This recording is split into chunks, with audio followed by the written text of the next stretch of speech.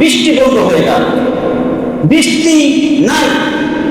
আবু তালেবের কাছে এসে মক্কার সমস্ত লোকজন এসে বলছে যে কিছু একটা করো, আমাদের ফসল সব শেষ হয়ে যাচ্ছে, আমাদের বাচ্চারা খোদার যন্ত্রণায় কষ্ট পাচ্ছে, আমরাও মরার উপক্রম হয়েছে, বৃষ্টি হচ্ছে না, কিছু একটা করো।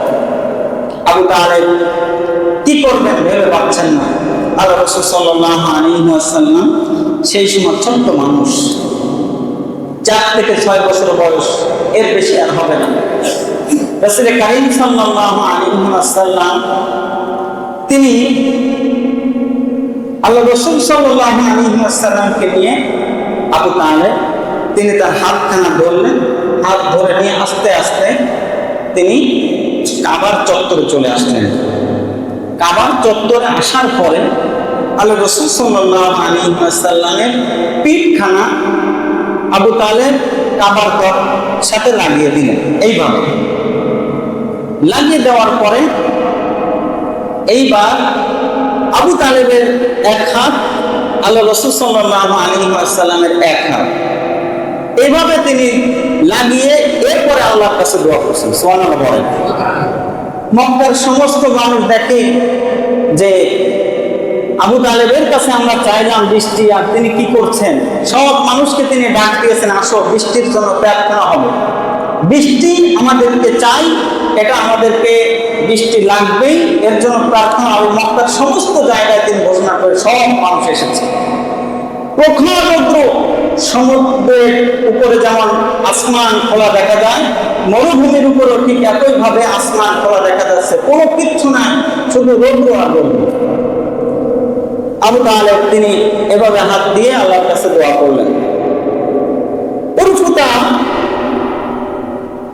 সাহেব সেখানে যারা ছিলেন, এই সমস্ত সাহাবীরা বলেছেন যে আমরা দেখি যে আল্লাহ রাসূলের পাশে অনেকগুলো বালক ছিল, আরো বালক, কিন্তু রাসূল কারীম সাল্লাল্লাহু আলাইহি ওয়াসাল্লামের পিঠ যখন লাগিয়ে দেওয়া হলো, আল্লাহ রাসূলের মুখখানা যখনই আসমানের দিকে তুলে ধরা হলো, এইভাবে দেখি পৃথিবীর কোথাও কোন আকাশে আমাদের চোখ যতদূর যায় মেঘ নাই, আমরা দেখতে পেলাম কেমন যেন ওই জায়গা থেকে যেন সমস্ত কিছু সরে গিয়ে একমাত্র মেঘ এসে জমা হয়েছে।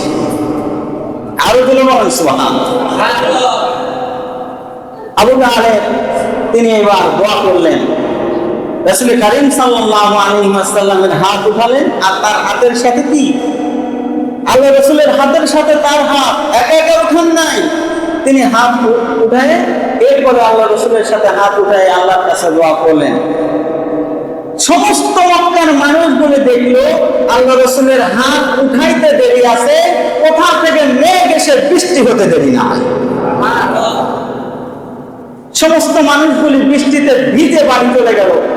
বৃষ্টি এমন ভাবে নামা শুরু হলো, মক্কার ওই পাহাড়গুলি থেকে এমন ভাবে বৃষ্টি নামা শুরু হলো, এইবার আবার সবাই দৌড়ে এসেছে, আবু তালেব একটা কিছু করো, এইবার তো আমাদেরকে বৃষ্টি আমাদেরকে ভাসিয়ে নিয়ে গেল। সুবহানাল্লাহ। তাহলে আল্লাহ রাসূল সাল্লাল্লাহু আলাইহি ওয়াসাল্লাম ছিলেন বরকতের আধার, নিয়ামতের আধার। তিনি যেখানে চোখ দিয়েছেন আল্লাহ তাআলা রব্বুল আলামিন সেই চোখের দৃষ্টিগুলিতে আল্লাহ তাআলা বরকত দিয়ে দিয়েছেন। সুবহানাল্লাহ।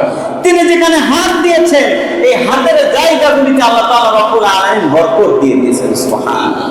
একবার খন্দকের যুদ্ধের ঘটনা আমি বলেছি, খন্দকের যুদ্ধে আলীকে খুঁজে পাওয়া যাচ্ছে না, বিশাল বড় খন্দকের যুদ্ধ, আলী রাদিয়াল্লাহু তাআলাকে খুঁজে পাওয়া যায় না। সব সাহাবী ঘোষণা দিলেন, আলীর তো চোখ উঠেছে, চোখ উঠেছে, তাকাইতে পারে না, চোখে প্রচন্ড ব্যথা, ডান চোখে প্রচন্ড ব্যথা, সে আসতে পারতেছে না। রাসূল কারীম সাল্লাল্লাহু আলাইহি ওয়াসাল্লাম বলেন যে আলীকে নিয়ে আসুন। আলী রাদিয়াল্লাহু তাআলা আনহু তিনি আসলেন। আসার পরে আল্লাহ রাসূল সাল্লাল্লাহু আলাইহি ওয়াসাল্লাম তার থুতু নিয়ে আল্লাহ রাসূল সাল্লাল্লাহু আলাইহি ওয়াসাল্লামের থুতু নিয়ে আলীর চোখে লাগিয়ে দিলেন। আলী বলেন যে আমার যতদিন পর্যন্ত আমার চোখ ছিল আমি মৃত্যুবরণ করি নাই, আল্লাহ রাসূল যে চোখে আমার হাত দিয়েছেন এই চোখগুলি দিয়ে আমার আর কোনোদিন চোখের মধ্যে ডিস্টার্ব হয় নাই। আল্লাহ রাসূল ছিলেন বরকতের আধার।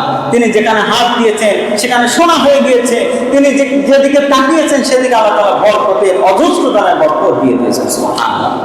বদরের যুদ্ধের ময়দানে সাহাবী রাদিয়াল্লাহু তাআলা আনহুরা গিয়ে দেখেন বদরের যে পানি আছে প্রচন্ড ময়লা, প্রচন্ড ময়লা। এই পানি দিয়ে সাহাবা রাদিয়াল্লাহু তাআলা আনহুরা তারা ওযু করতে পারবে না, তৃষ্ণা যে আছে এটা পিপাসা নিবারণ হবে না।